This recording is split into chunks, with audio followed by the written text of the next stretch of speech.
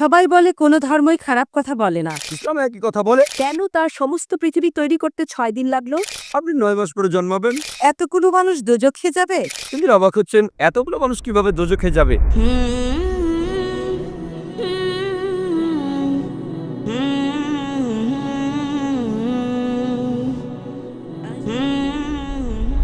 সবাই বলে কোনো ধর্মই খারাপ কথা বলে না, কিন্তু মুসলিমরা কেন অন্য ধর্মের লোকদের ইসলাম গ্রহণ করতে বলে?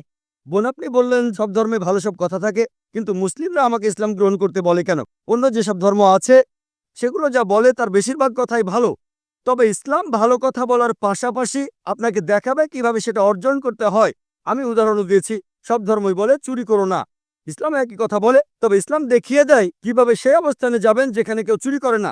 জাকাত দেন, সাহায্য করেন, এরপর কেউ চুরি করলে তার হাত কেটে ফেলেন, তাহলে চুরি করা বন্ধ হয়ে যাবে, কোনো অপরাধ থাকবে না। এজন্যই আমি বলেছিলাম যে ইসলাম ভালো কথা বলার পাশাপাশি আপনাকে দেখিয়ে দেবে কিভাবে সেটা অর্জন করতে হয়। যদি সর্বশক্তিমান আল্লাহ যে কোনো কিছুই তৈরি করতে পারেন, কেন তার সমস্ত পৃথিবী তৈরি করতে 6 দিন লাগলো? বোন প্রশ্ন করলেন যে আল্লাহ যদি যে কোনো কিছু সৃষ্টি করতে পারেন তাহলে কেন 6 দিন সময় নিলেন? বোন, আল্লাহ যদি চাইতেন একদিনে সৃষ্টি করতে পারতেন, তখন আপনি বলতেন যে কেন একদিনে তৈরি করেছেন, 6 দিনে কেন নয়? কারণ আল্লাহ 6 দিনে এটাই বানাতে চেয়েছেন। কোরআন বলে যে আল্লাহ যা ইচ্ছে করেন তাই সৃষ্টি করতে পারেন। অনেক আয়াতে আছে, আল্লাহ বলেন কোরআনে সূরা আলে ইমরান অধ্যায় 3 আয়াত নম্বর 59, إن مثل عيسى عند الله كمثل آدم خلق من تراب ثم قال له كن فيكون। আল্লাহ আদম আলাইহিস সালামকে সৃষ্টি করেছেন যেমন তিনি যীশু খ্রিস্টকে সৃষ্টি করেছেন ধুলো থেকে, তিনি বলেন হও আর তা হয়ে যায়। আল্লাহ যখন কিছু সৃষ্টি করতে চান তিনি বলেন হওয়ার হয়ে যায়, তিনি ইচ্ছে করলেই এটা হয়ে যায়। আল্লাহ যদি ইচ্ছে করেন আপনি 9 মাস পরে জন্মাবেন, তাহলে আপনি 9 মাস পরে জন্ম নেবেন। আল্লাহ যদি চান 1 সেকেন্ডে, তাহলে মাত্র 1 সেকেন্ডেই।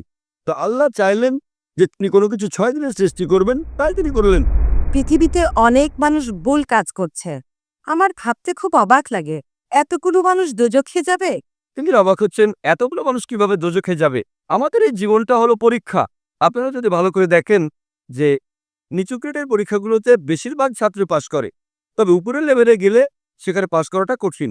উদাহরণস্বরূপ কোনো কঠিন পরীক্ষায় বসেছেন, যেমন মেডিকেল কলেজে ভর্তি হতে গেলে আপনাকে পড়তে হবে, খাটাখাটনি করতে হবে, পড়াশোনা করতে হবে। একইভাবে বেহেশতে যেতে গেলে এটা সহজ কাজ না, এটা মেডিকেলে ভর্তির চেয়েও অনেক কঠিন কাজ। তাই এটা আসলে পরকালের জন্য পরীক্ষা। যারা আল্লাহর নির্দেশগুলো মেনে চলবেন তারা ইনশাআল্লাহ বেহেশতে যেতে পারবেন।